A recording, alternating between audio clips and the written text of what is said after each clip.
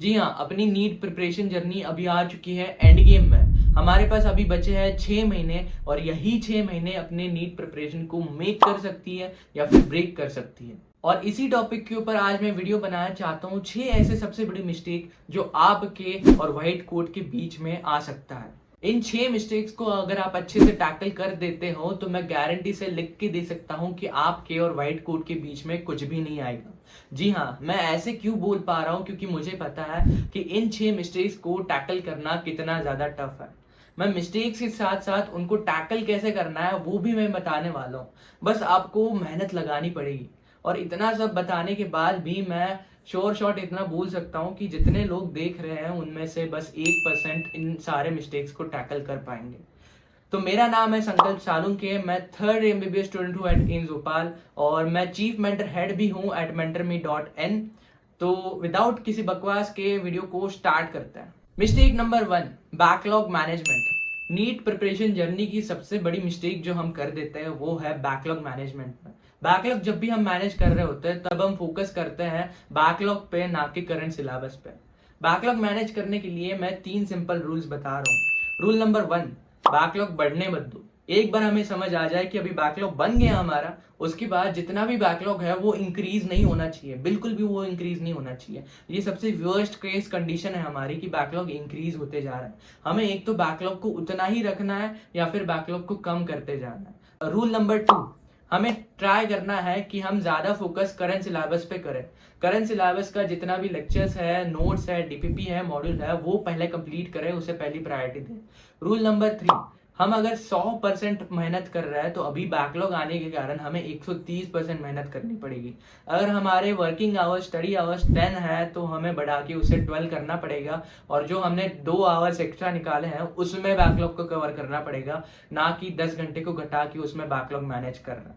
और जिन बच्चों का अभी मैक्सिमल लिमिट रीच हो चुका है, जो लोग पहले से ही 12 घंटे पढ़ाई करते हैं और वो करंट सिलेबस ही पूरा करते हैं, तो उनको एफिशिएंसी बढ़ानी पड़ेगी। जो 12 घंटे का सिलेबस है वो कहीं ना कहीं 10 घंटे में कंप्लीट करना पड़ेगा। उनको थोड़ा मॉड्यूल के हाई लेवल वाले क्वेश्चंस को छोड़ना पड़ेगा और वो 2 घंटे एक्स्ट्रा निकालने पड़ेंगे बैकलॉग कवर करने के लिए। Mistake number 2, biology. सबसे कॉमन मिस्टेक जो मैंने अपने बैच वाले बच्चों में देखी है वो है बायोलॉजी को बहुत ज़्यादा टाइम दे देना और उसके वजह से फिजिक्स केमिस्ट्री का टाइम कम हो जाना। हम अभी लर्निंग फेज में है, इस टाइम पे हमें ऐसा करना है कि फिजिक्स और केमिस्ट्री के कंसेप्ट हमारे स्ट्रेंथन हो जाए और उनको एंड में ज़्यादा रिवीजन की ज़रूरत ना पड़े, जिसकी वजह से एंड के जो महीने हैं, नीट के पहले वाले 1-2 महीने हैं, वो हम बायोलॉजी को ज़्यादा दे सके, बायोलॉजी की रिवीजन उन महीनों में कर सके। क्योंकि बायोलॉजी रट्टे वाला सब्जेक्ट है। तुम अगर अभी बायोलॉजी पढ़ोगे, एक आध चैप्टर अभी पढ़ोगे तो 2-3 महीने बाद आप फिर से वही चैप्टर भूलने वाले हो और उसको एक एक्स्ट्रा एफर्ट लगने वाली है। तो उससे अच्छा ये है कि अभी से आप बायोलॉजी बस 1-1.5 घंटा डेली करो, डेली करना है और एंड में जाके आप बायोलॉजी ज़्यादा करो, जिससे कि हमारी बायोलॉजी पे ज़्यादा टाइम वेस्ट भी नहीं होगा और बायोलॉजी में टच बने रहेगा, भूलोगे नहीं ज़्यादा सिलेबस। और बाकी जो एक्स्ट्रा टाइम हमारा जितना भी है, अगर 10 घंटे है तो उनमें से 1.5 घंटा मैक्सिमम बायोलॉजी को दे दो और बाकी जितना भी घंटे बचे हैं वो फिजिक्स और केमिस्ट्री को डेडिकेट कर लो। क्योंकि मेरी बात मानो, एंड में जाके फिजिक्स और केमिस्ट्री ही सबसे बड़ा झूल कर देते हैं और फिजिक्स और केमिस्ट्री की वजह से हमारा पूरा इक्वेशन बिगड़ जाता है, स्ट्रेस आ जाता है, हम डिप्रेशन में चले जाते हैं और एंड में जाके आपको बिल्कुल भी टाइम नहीं मिलेगा कि आप फिजिक्स कवर कर पाओ। आपको एंड में जाके बायोलॉजी के लिए बहुत सारा टाइम मिलेगा, मेरी गारंटी, बट एंड में जाके फिजिक्स केमिस्ट्री में बिल्कुल भी आपको टाइम नहीं मिलने वाला। मिस्टेक नंबर 3, बिंज वॉच करना लेक्चर्स को। बहुत सारे बच्चों को, मेजोरिटी बच्चों को ऐसे लगता है कि लेक्चर देखना इज इक्वल टू पढ़ाई। लेक्चर देखना एक पैसिव काम है जिसमें ज़्यादा दिमाग नहीं लगता। तो बिल्कुल भी ऐसे नहीं करना है कि 4-5 लेक्चर्स इकट्ठा देख लिए और उसके बाद रिवीजन का सोचना, ऐसे बिल्कुल भी नहीं करना है। जब भी हम एक लेक्चर खत्म कर देते हैं उसके बाद वो लेक्चर की रिवीजन हमें करनी ही है और उसके बाद ही जाके अगले लेक्चर को मूव ऑन करना है।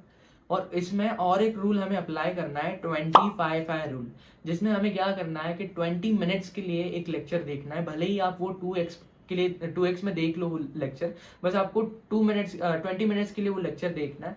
5 मिनट का ब्रेक लेके उसके बाद 5 मिनट में आपको पूरा लेक्चर एक बार रिवाइज करना है 5 मिनट के अंदर। उसके बाद 5 मिनट के लिए और एक ब्रेक लेना है, जिसके अंदर आपको कुछ भी नहीं करना है, और उसके बाद ये साइकिल रिपीट करनी है। अगले 20 मिनट्स में और 20 मिनट्स लेक्चर देखना है, 5 मिनट का रिवीजन, 5 मिनट का ब्रेक, ये साइकिल चलानी है, जिससे कि आपके लेक्चर की रिवीजन अच्छे से हो पाएगी और एंड में जाके हमारे रिवीजन के लिए कम टाइम रहेगा, फिर भी आपको ज़्यादा कोई दिक्कत नहीं आएगी। और ये जो दिक्कत है लेक्चर्स को भूल जाना, ये दिक्कत बिल्कुल नहीं आएगी। मिस्टेक नंबर 4, नीट के सिलेबस को अच्छे से ना समझना। अपना जो नीट का सिलेबस है, नीट का जो एग्जाम पैटर्न है, उसमें एक्सपेक्टेड है कि आप फिजिक्स केमिस्ट्री के बेसिक्स अच्छे से जान लो और थोड़ा थोड़ा मॉडरेट लेवल के एग्जाम्पल्स को कर लो। वो लोग ऐसा नहीं चाहते कि आप फिजिक्स के मास्टरमाइंड बन जाओ, केमिस्ट्री के मास्टरमाइंड बन जाओ। तो इसमें बहुत सारे बच्चे गलती ये कर देते हैं कि वो 10-15 बुक्स उठा लेता है फिजिक्स के, केमिस्ट्री की, और वो सॉल्व करने लग जाता है। ये बिल्कुल भी गलत अप्रोच है। कोई भी बच्चा नीट के लिए प्रिपरेशन कर रहा है, उसके लिए सही अप्रोच ये है कि वो फिजिक्स का, केमिस्ट्री का कोई भी एक बुक उठा ले और उसके लेवल 1 और लेवल 2 के एग्जाम्पल जो है वो फिंगर टिप्स पे करे, और उसके बाद ही वो जाके लेवल 3 पे बने। और लेवल 3 जैसे ही हो जाता है वो फिर से लेवल 1, लेवल 2 के रिवाइज करे, बार बार रिवाइज करे, और जो एक्स्ट्रा क्वेश्चन वो सॉल्व करना चाहता है वो टेस्ट के थ्रू दे दे। और इसी के कारण आपको लेवल 1, लेवल 2 अच्छे से हो पाएगा। और नीट में एक्सपेक्टेड आपसे यही है कि आप लेवल 1, लेवल 2 अच्छे से कर लो। बस नीट में चैलेंज इतना ही है कि सिलेबस बहुत बड़ा है। सारे चैप्टर्स का लेवल 1, लेवल 2 करते करते आपकी जान निकल जाएगी। ये आपका टास्क है। टास्क आपका ये नहीं है कि आप एक चैप्टर के लेवल 1, लेवल 2, लेवल 3, लेवल 4 तक जाओ। आपका टास्क ये है कि आप 10-15 चैप्टर के लेवल 1 और लेवल 2 को अच्छे से कर लो। तो यहाँ पे दिक्कत समझने की हो जाती है, मिस्टेक हो जाती है बच्चों की, वो नीट का सिलेबस, नीट का पैटर्न अच्छे से नहीं समझता। Mistake number 5, test. बहुत सारे बच्चे इस फेज में टेस्ट को बिल्कुल भी सीरियसली नहीं लेते, जिसके कारण वो लोग टेस्ट मिस कर देते हैं। अगर उनका सिलेबस नहीं हो पाता है तो वो टेस्ट छोड़ देता है। ये सबसे बड़ा एक रेड फ्लैग है नीट प्रिपरेशन जर्नी में।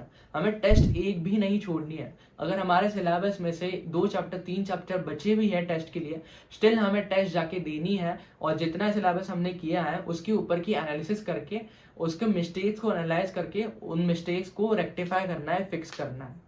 टेस्ट एनालिसिस सबसे बड़ा पोर्शन है टेस्ट के बाद।